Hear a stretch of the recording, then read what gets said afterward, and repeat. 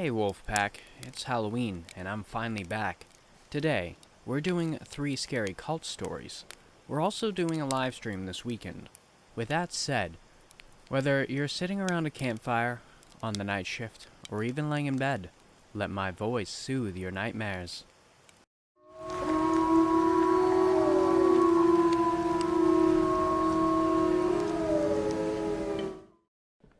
You haven't lived long enough to experience true pain.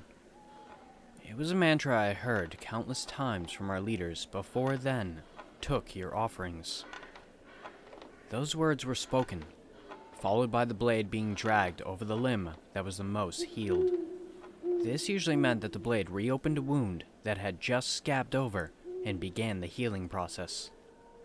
All the members were a patchwork of fresh cuts, scabs, and scars. But we did it because we were told it was right. I'm surprised, knowing what I know now, there wasn't mass cases of infections and deaths. I'm not sure if the others ever questioned anything, but I did. Often. We were not entitled to our own blood. Why was it taken from us on such a regular basis?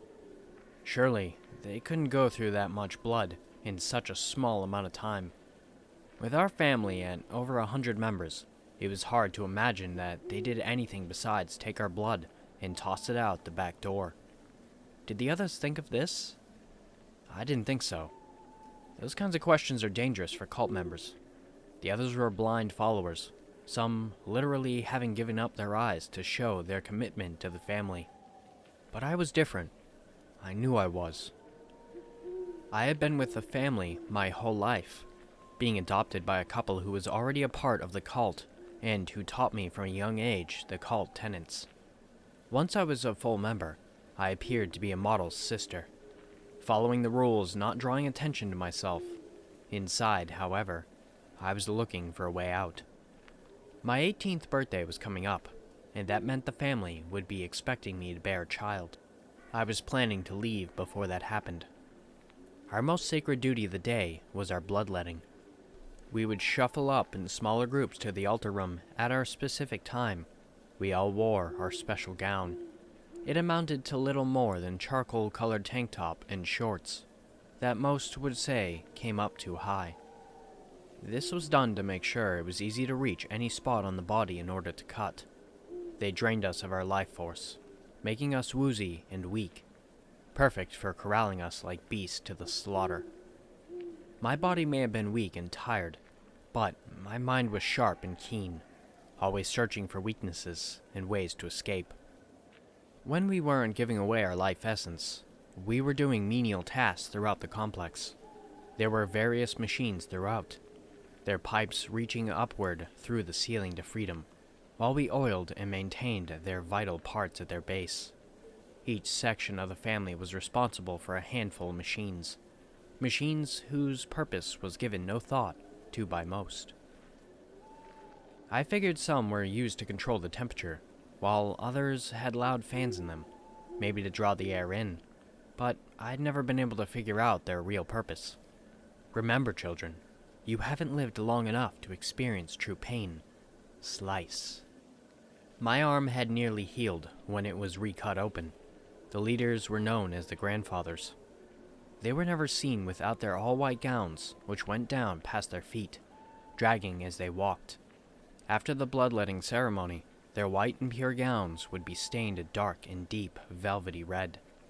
The grandfather ruled with an iron fist, and I never heard of them giving second chances. A devout member came to the altar to give his offering of blood when he was sick. Just before the blade had cut him, he doubled over coughing.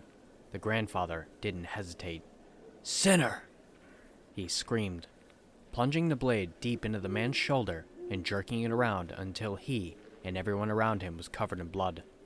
This man served me as a warning. If I failed to escape, there would be no forgiveness. I stumbled back to my dorm that day in a daze, both from the recent events and from the blood I had lost from the large new cut going down my forearm. This policy of no forgiveness was very effective at stopping possible rebellions. Even if there were others that thought like me, I could never know for fear of being killed. The more I think about it, the more I am both impressed and disgusted by the grandfathers. Another powerful deterrent was the place we lived. Though a few tests I was able to conclude that it was definitely underground. The walls were solid, and the air constantly felt recycled. The damp corridors were always dimly lit, projecting an air of calm obedience over everyone. I planned, and I searched, but the bunker in which we were located in seemed to be a labyrinth. Only the grandfathers knew how to get out. They were the ones who brought us our food and water, and they were the ones who guided new blindfolded members down. They had perfect control over our ecosystem, and they were the apex predators. One day, while giving my blood, I felt a slight draft coming from somewhere. If I hadn't been searching for something abnormal in that exact moment, I might have missed it. But it was unmistakably a draft. With blood still fresh on my bloodletting gown, I decided that the altar was the best place to look for an exit. If I was going to leave, it needed to be soon. My birthday was approaching, and I didn't want them to focus on me while I was trying to escape. Days passed, and my cuts multiplied, and I homed in on where I thought the draft was coming from. I knew I didn't have much time left, and decided that I would go within a week. If I died, at least I wouldn't have to have a baby with some brainwashed cult member, and if I got away, I could start a new life somewhere else. Then, like a freight train hitting a car that thought it had enough time to cross without being hit, I thought of another problem. I didn't know where we were. I knew we were in America. Before my foster parents had switched me to homeschooling, I had learned how to read and write in school as well as basic geography. There was no way of knowing for sure where in America I was. I just hoped it was a part that spoke the same language as me. I tried not to get hung up on this. I could find somewhere to go once I got out, if I got out. I didn't plan every detail. I knew once it started, all my planning would change and I would need to adapt. But I looked for places to hide in case my attempt failed. I stashed some food bundled up in a shirt at the end of a particularly dark and gloomy hallway I had never seen anyone go down. Just in case. I planned out routes that took me away from the main areas. I memorized where places I could go hide at where at if they decided to search for me. Finally, I made the decision that if they found me, I would try as hard as I could not to get taken alive. I knew what they wanted from me, and I wouldn't give them that satisfaction. The day finally came. All my plans were at the front of my mind. The previous day, I had walked all my points one last time, to make sure I knew the way, and could get there without much thought. My nerves must have shown in my face, but I hoped it would be seen as excitement when I approached the altar to give my blood. I just had to stay alive till that night, and I could get out of there. I strode towards the altar with a confident and happy stride. Nerves racked me, but I was sure of one thing.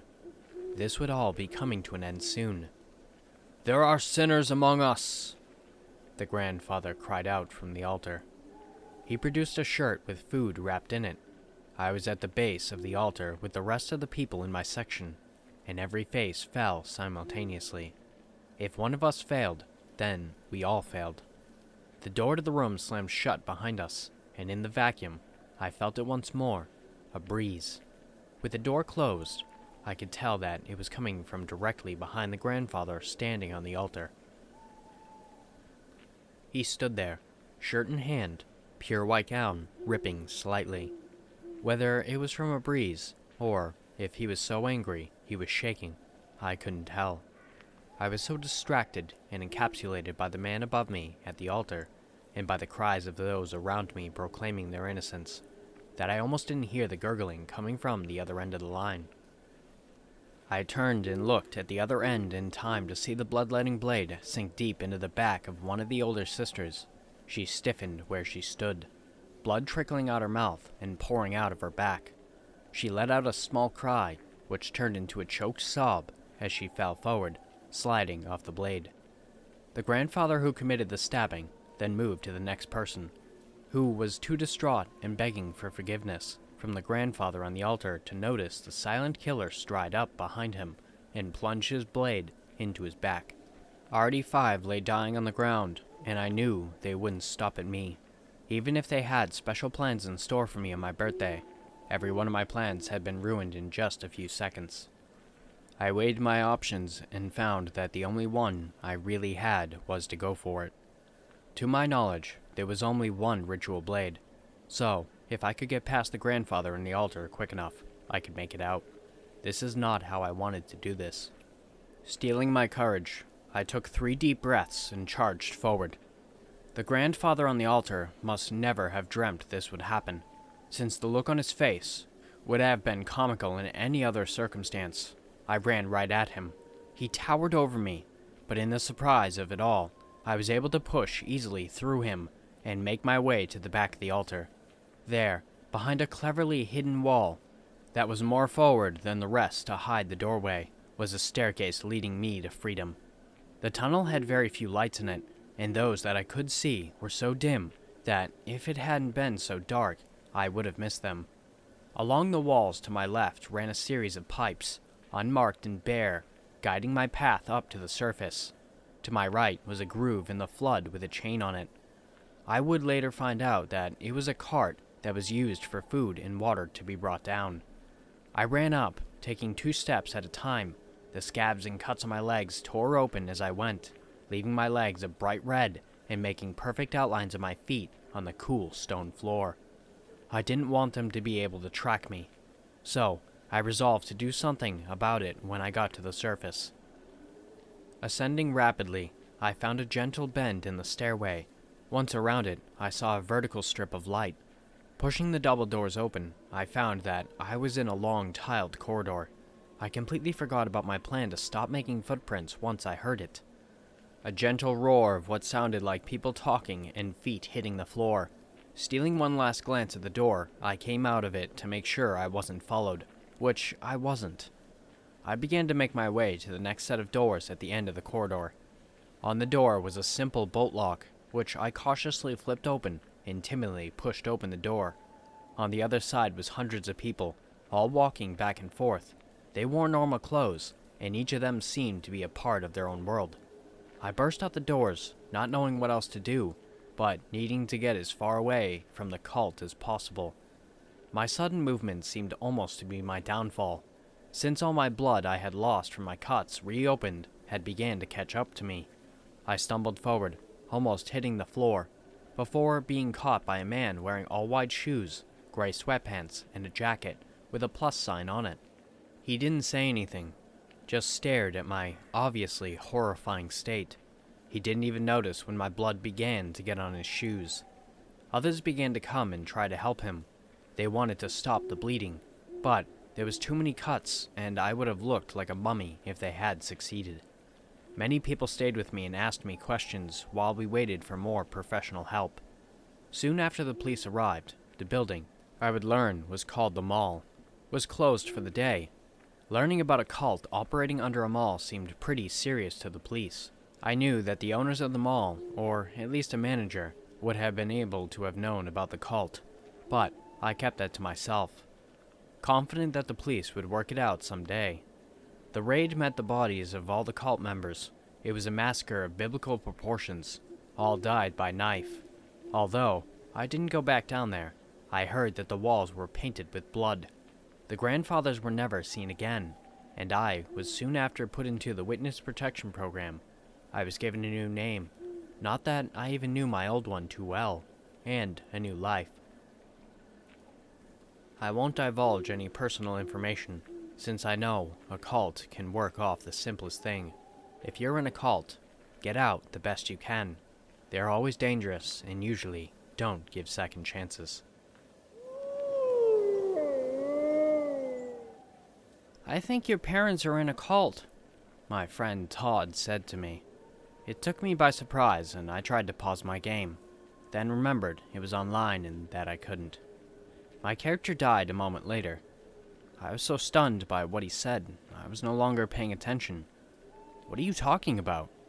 I asked him, passing him the game controller. We were playing a battle royale game, and he was terrible at it. So, I knew he would die, and it would be my turn again soon. It was late at night, and we were sitting in my basement on old couches. A spring poked into my back, and foam material poked out of the holes in the coffee-stained armrest. My parents were asleep upstairs, so I wasn't really worried about them overhearing. Still, I kept my voice down. "You didn't think there was anything weird about that church service today?" he asked, tapping the controller against his knee. He sat up straight and held the controller more tightly, focused on lasting more than 2 minutes in the game this time. "Land on the outskirts," I said. "You're gonna die immediately if you try to land in one of those popular spots." He waited for a while before dropping into the game, and I thought he might do a bit better this time. "That church pastor man, he's frickin' weird. And what were they saying about a 30-day fast? Won't they die if none of them eat for 30 days? Your mom and dad are really gonna do that?" Todd had been forced to accompany us to church, since that was a condition of a sleepover. I had moved to Grantville with my family a couple years before, and Todd was my best friend from my old hometown. He came over once in a while, but less and less frequently these days. As much as I had promised myself, I wouldn't let it happen. I was losing touch with my old friends. I was hanging out with people I had met at school a lot more lately. It had taken me 2 full years to finally make some friends. I know that's a long time. Tell me about it. My other friends from Bellwood hardly spoke to me anymore. Todd was the only one I still saw. We had been best friends. "It's a juice fast. Yeah, I know it's really weird. They're gonna have broth and soup and stuff too, I guess, but still, no solid food for a month. I don't really get it.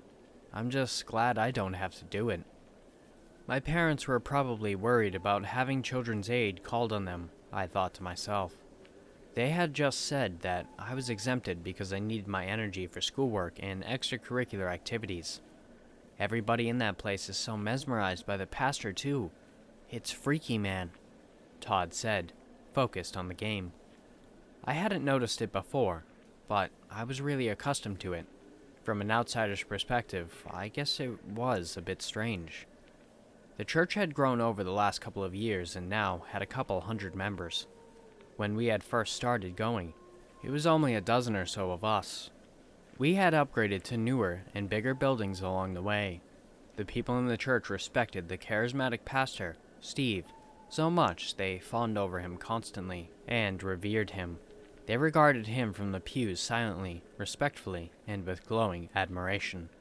Now, there was a couple hundred people competing for his attention, and with increasing fever, if someone even so much as coughed during one of his sermons, they were shushed from 6 different directions and given death glares from dozens of reprimanding eyes. Aside from that, nobody ever stopped smiling at the church. Like a bunch of jokers, their teeth showed constantly before and after service, to show everyone how happy they were to be there. I hated how fake it felt, and I refused to keep a phony grin plastered on my face every Sunday. I had gotten several compliments about my sour face, from smiling parishioners who asked me what was wrong every time they saw me.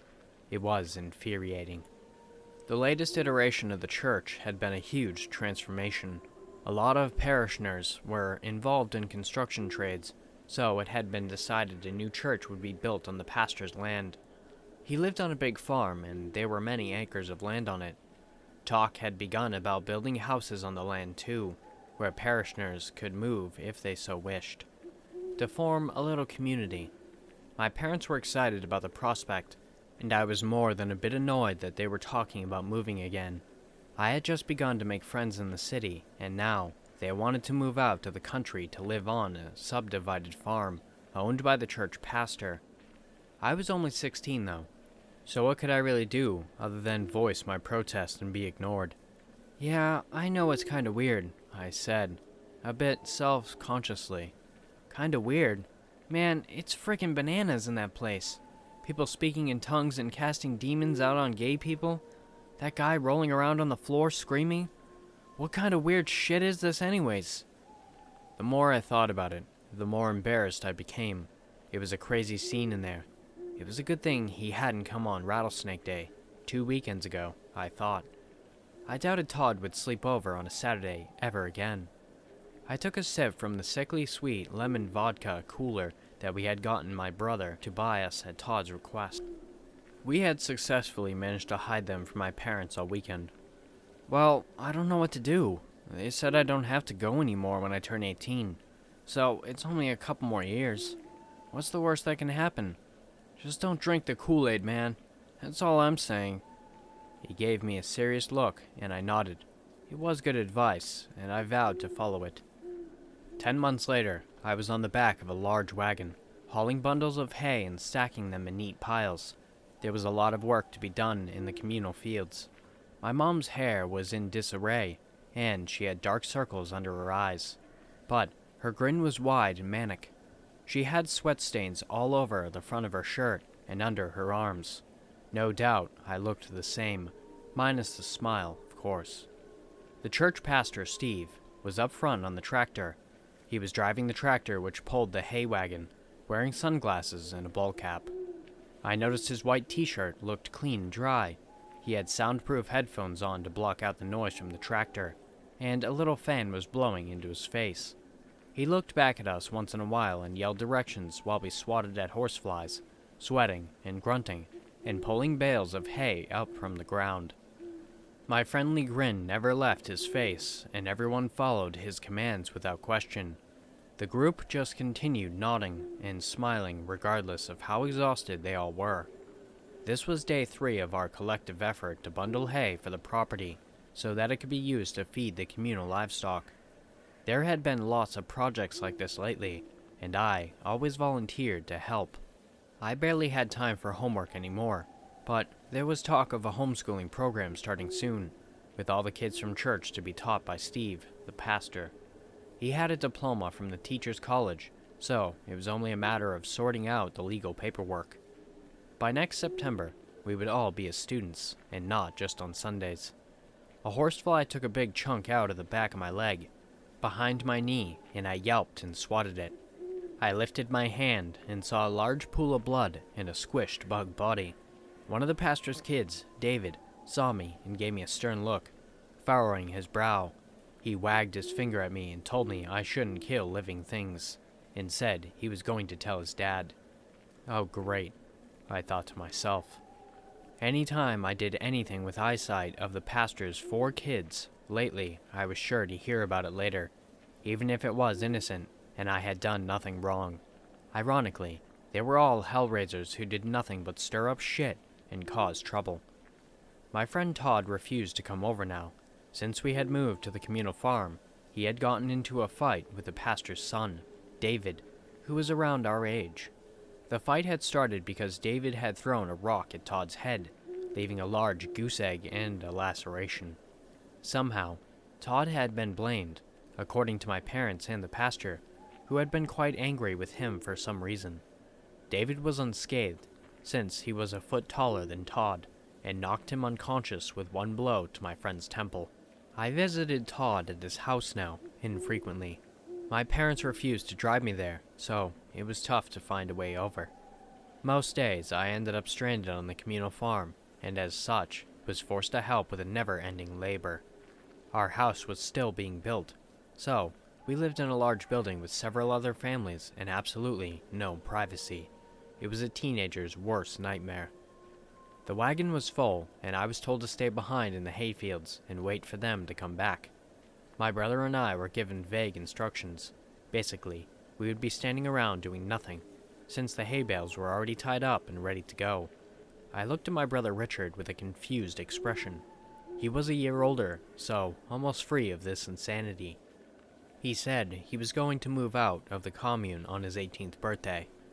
We watched the wagon drive off and sat around for a while, complaining and swatting at flies and mosquitoes. We were both drenched in sweat and couldn't wait to be finished for the day. We usually worked until dinner, then called it quits, but today we had been forced to go back out afterwards to work until the sun went down. The expectations on us seemed to be getting greater and greater every day. There was only time for one more wagon load, I realized. The sun would be setting soon, the bugs were becoming more and more ferocious, and I wish I had brought a bottle of bug spray. We sat there waiting for 20 minutes or so, and I was beginning to wonder if they had forgotten us out in the fields, when my brother grabbed my wrist and exclaimed in shock, "What the hell is that?" He jumped backwards, and I saw his eyes were wide and terrified. He was pointing into the woods. I followed his gaze and looked carefully into the foliage, straining my eyes in the dim light. I saw what looked to be a wolf, sitting in the shadows off the edge of the field. "It's a wolf, I think," I said, my voice trembling. I saw movement to the right, and looked to see the bushes swaying back from being disturbed, as if something had just gone past them. I looked around, suddenly terrified. "There's more of them," my brother said in a whisper. I saw them now too. There were a few more, dotted around us at odd angles, like a hunting party. But wolves don't usually hunt people, I thought. Something was strange about the wolves too. I looked closer, but it was hard to see in the gathering darkness. It was their bodies. They didn't look right. The fur was wrong, patchy, and ill-fitting. I realized with alarm that these were not wolves. These were people in wolf's clothing. The wolf faces were actually masks. I whispered this to Richard, and he nodded his head, saying he had just noticed the same thing. I think we should run, and he agreed. We got up from where we stood and bolted back towards the road. We took a logical shortcut through a patch of trees, and that was our mistake. They had predicted it. I felt the world turn sickeningly upside down, and it took me a moment to realize I was ensnared in a trap. Everything was spinning, and I saw I was hanging in a cargo net that swung from a high branch on a tall tree. It was like a trap from an episode of Scooby-Doo. How embarrassing. I saw that Richard had gotten past the trap somehow and was running back towards the commune. Hopefully, he can get back there and call the police, I thought. I screamed after him, telling him to get help. He looked back over his shoulder and kept running, a terrified look on his face. Panic turned to dread when I saw him fall through the facade of leaves covering the pit. He disappeared from view, and I heard him howling in pain a moment later. They had set 2 traps for us, it seemed, maybe more. "See, Jason? This is why you need to remember not to be sheep." The familiar voice of Steve, the pastor, called up to me. He lifted up his wolf mask for just a second, revealing his always present smile, then replaced the mask. His sermon last week had all been not following bad examples set by people, even if we did respect those people. Richard and I had looked at each other, giggling in our pews. I had looked back up at the altar and seen Steve staring at me. His sermon paused. I had looked around the church and seen the whole congregation had been staring at me like a bad dream. A dozen others crowded around him now, all in gray fur and wearing wolf masks. They stared at me through the holes in the masks, and I realized they were actual faces of wolves. They had been cut off and turned into face coverings. They regarded me through the masks, and it was surreal and horrifying at the same time. I recognized my mother's eyes through one of the masks. At least, I'm pretty sure it was her. She had to have known, at least. I was breathing fast and heavy, trying to make sense of the situation. In the backyard, I heard my brother yelping and wailing, saying something about the bone, how the bone was sticking through the skin. It was hard to hear him from the bottom of that hole. Eventually, he just stopped screaming, and no one went to check on him. He was a lost cause. He had no plans of staying after his 18th birthday. Did he, Jason? Steve's voice was clear and remorseless. He waited for me to answer, saying nothing. I nodded my head.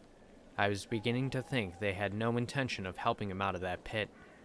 Much to my dismay, several of the wolf parishioners walked over to the hole, pushed shovels out from under the pile leaves, and began to cover the pit with dirt. Richard didn't make a sound from down where he lay, at the bottom of the hole. You have 2 choices. That's the way I see it, Jason. You can be a wolf, or you can be a sheep. Which one do you want to be? He looked up at me, holding a furry gray costume and a wolf mask that had been materialized out of nowhere, it seemed. I realized at that moment, this wasn't a human being I was looking at. This was something else, entirely. There wasn't any clear reason why I should think that, but looking back on it, I don't doubt it for a second. that man in the wolf mask, surrounded by his disciples. He was too convincing, too charismatic and charming. He made me want to do it, but only for a second. All right, I'll be a wolf. Just please, let me down. The ropes were cutting into me painfully, and it felt like I couldn't breathe, the way I was tangled and compressed in the net. Steve made a motion with his hands, and I dropped down to the ground. They untied the ropes, and I stood up slowly from the net. It was good to be back on solid ground, and I let my mind adjust to it for a second before what I was about to do. He handed me the wolf clothing and mask to me, and I took it. I looked around at them, all staring at me, and said awkwardly, I'm really shy. Just, give me a minute. I'm gonna go change. I walked towards a big tree, pretending that I was going behind it for a bit of privacy. When I got there, I stepped behind it and threw the disgusting hairy garment to the pine needle-strewn forest floor. I began to run. Not towards the commune, but towards the highway. They weren't expecting this, I realized.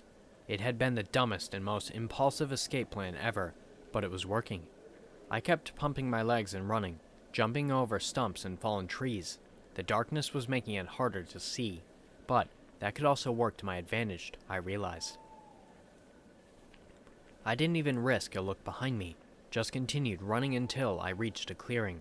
I ran into the open field and something whizzed past my ear. I felt a sharp pain there a moment later and reached up with my hand. It came away covered in blood. I looked behind me and saw a wolfman with a compound bow raised and an arrow pointed in my direction. I immediately realized it was David, the pastor's son who had beaten up my friend. He was an expert with a bow and went hunting all the time. They were always talking about it, but I never participated. Now, I realized what they were hunting all these past months. The bratty, spoiled little smile he had always wore now seemed even more terrifying. Now that I knew the trophies he'd been bragging about were really human beings.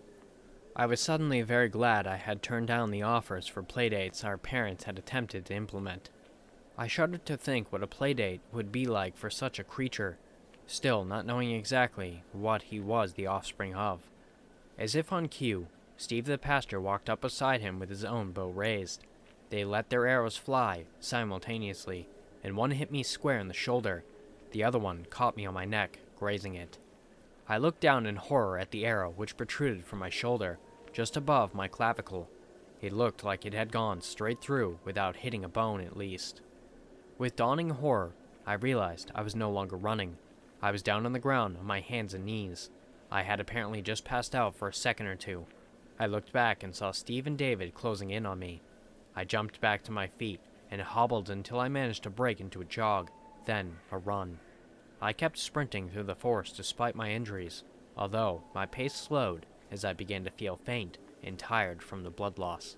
Branches hit me in the face and sharp sticks cut me as I made my quick and careless way through the brush. The darkness had finally settled upon the forest, and it was impossible to see into the distance. I realized with a wave of relief that I might actually get away. That the moonless night might aid my escape. I tried not to get too excited as I felt the blood squishing in my shoes like I had been walking through puddles on a rainy day. It dawned on me that no one would want to pick up a blood-soaked man standing at the side of the road with his thumb held out trying to look harmless. If I ran into the road and waved my arms, screaming bloody murder, that would probably be the safest bet. The highway came into view suddenly as I came out of a thick patch of shrubbery. A pair of headlights came over a rise in the distance, and I saw them coming towards me. I ran in that direction, my heart hammering in my chest, full of fear and hope and adrenaline. When the car was close enough, I ran out into the road and began to wave my bloody arms around, screaming. I don't even know what I was yelling, but they stopped. A pretty girl with glasses and black hair rolled down her window. She appeared to be about my age, and her face was unbelieving and full of shock. I jabbered and rambled and begged to her to let me in. I pleaded with her, telling her they were hunting me and that they'd killed my brother. I heard the sound of an automatic door unlocking, and she told me to get in. I ran around to the other side and opened the car door. I closed it behind me. As I sat down and put my seatbelt, someone was saying to drive, drive, drive, and I realized it was me. Her tires spun, and I heard gravel flying as she hit the gas, and we drove away from there, the engine roaring. I saw her hands were gripping the wheel tightly, and she was looking at me anxiously. "It's all true. Don't worry, I'm telling you the truth." I said, "Look." I pointed to the left side of the road and saw that she noticed them too. Several people in wolf fur and masks emerged from the forest, holding bows and looking around side to side. She noted them without saying a word and continued driving, in the direction of the commune, not towards the city, not towards safety. I pointed this out to her. "I know," she said, and looked at me, smiling, a wolfish grin. "I'm very well aware of that, Jason." My childhood was different. I grew up in the beautiful green meadows of Kerry, Ireland, where the grass was green, the flowers were always in bloom, and the sky maintained a beautiful azure blue every day of the year. Among the fields were the quaint little village that was built inside old castle walls. That was my home. The people who I knew were always robust and happy, and it even felt that the livestock that was kept there was smiling.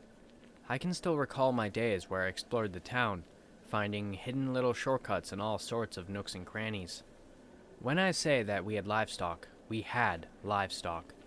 We had all the traditional animals that people keep, like cows and pigs, but we also had rabbits, deer, goats, and donkeys. Because of the sense of community, we had the meat from the livestock's bones, and their produce was shared. Every evening at 6 o'clock, on an immense grill. The houses were all small cottages, planted out like a copy-and-paste blueprint, all in a neat little row on grassy streets. It was lovely, and we all had full bellies and smiles, but those smiles weren't ours. The mask was everything. When you were having a bad day, you wear it. It clung to you, at all times, like a sickening leech, desperate to feed off your feelings. No matter what happened, no matter how bad it got, you wore it and you dealt with it. The people who ripped it off, it was said that they died. Their real face was too horrendous for anyone to bear, and they were destroyed. What is the mask? Well, to put it simply, it is you, but happiness. But something is a bit off about it. The eyes are a little too bright. The face is a little too caked, like a middle-aged woman trying to look 20. But the smile is the weirdest thing about it. The lips are puffy and red. The edge of the mouth is curved, up at a disgusted angle, and no matter what, it never changes. It never falters. It persists, through the thick and thin, never, ever dropping. People say it takes less muscles to smile than to frown. Well, I asked them to wear a twisted grin for 18 years. And all of these thoughts about never taking it off, about being killed over it, about the repulsive facial features, they all went through my head as my own mask fell to the floor on my 18th birthday. Everyone saw, and their masks never changed as they chased me through the village. Every time I looked back, I saw their faces, all at the exact same texture and smile, and all with the same intent to kill me. No shrieking, no calls for my head, just footsteps while they ran just barely behind me. I don't know how long it took for me to lose them, but I did. A hidden sewer grate made sure of that. I stood there, catching my breath for what felt like hours. I didn't know if they were going to find out how I got away, so I was going to have to keep moving. I ventured for what felt like hours into the sewers, the filthy water sloshing around my feet as I wandered onwards. I felt like there was nowhere to go, and I had no way out, until I met Annabelle. We didn't get off to the best start, as she initially thought I was there to bring her back to the cult. But once she saw my face, she realized that was not the case. She had been trapped down there for literal years, and her grimy mug showed it. Instead of the makeup that the people above had, she wore a kisser covered in slime and sweat. She survived by stealing the livestock above and using it for food, and breaking into people's homes with a key that she picked up. She had made a map of the sewers and was plotting an escape, but wasn't fully prepared. Over the next few months, we planned on how to get out of this place, and eventually decided that on 6 o'clock, when everyone was at dinner, we'd escape through the nearest exit to the gates and run. After days of figuring out when that time was exactly, we made our escape. Everything started out smoothly, with just a few slips on the ladder up to the grate, but we got out, using Annabelle's key to open the lock. We were above this dangerous place that we didn't need to be at. We bolted for our gate, our exit. This was it. We were finally going to be free, to live whatever a normal life was, if there weren't guards on the other side of it. They dragged us, kicking and screaming, back to the village, into a dungeon. They bound us to a chair, and what happened after that was the worst 10 minutes of my life. In strode a man, towering over us, a human tree with branches that swung next to his knees, donning the very same revolting mask that everyone wore. He looked at me, and looked at Annabelle. He shuffled over to her, and kept looking at her. At this point, I couldn't see his face. She started laughing. When I say laughing, I mean full-on tears rolling down her cheeks, mouth open wide, eyes crinkled to the maximum degree laughing.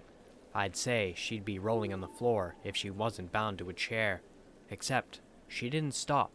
She just kept laughing, her cheeks turning red and then purple as she ran out of breath, but still laughing.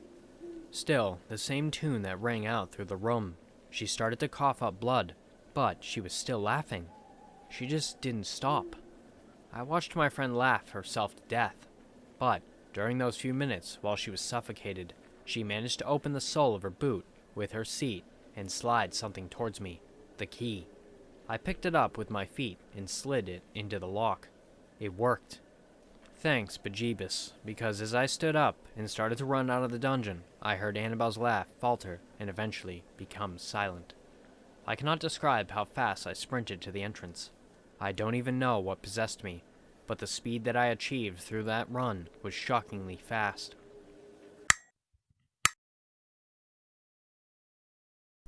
Thanks for listening, Wolfpack. If you want to submit your own story, the links for my email and subreddit will be down below. I've also created a Discord, so if you want to join that, the link will be in the description down below as well. Don't forget to like, share, and subscribe. And with that said, have beautiful nightmares, and I will see you next time.